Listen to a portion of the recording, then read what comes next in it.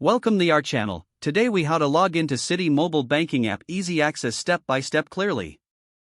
Open your smartphone and locate the Citi mobile banking app. Tap on the app icon to launch it. Once the app is open, find the sign in button on the screen. Tap on the sign in button to proceed. You will be directed to the login screen. Enter your user ID in the designated field. Make sure to double-check your user ID for accuracy. Next, tap on the password field. Input your password carefully. If you have forgotten your user ID or password, look for the Forgot User ID or Password link. Tap on that link if you need assistance retrieving your login information. Once you've entered your user ID and password, confirm your details are correct. Now, tap the Sign In button to access your account. If prompted, complete any additional security steps. This may include answering security questions or entering a verification code.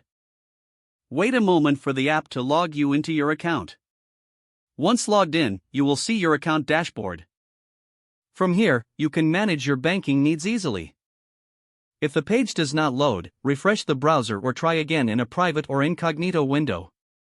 Make sure you are using the correct email address, then retype it carefully to avoid small typos. If your password is not accepted, use the reset option and create a new strong password you can remember. Check your spam folder for verification or security emails, then complete any requested confirmation steps. Enable two-factor authentication if available to improve account security and reduce unauthorized access risk.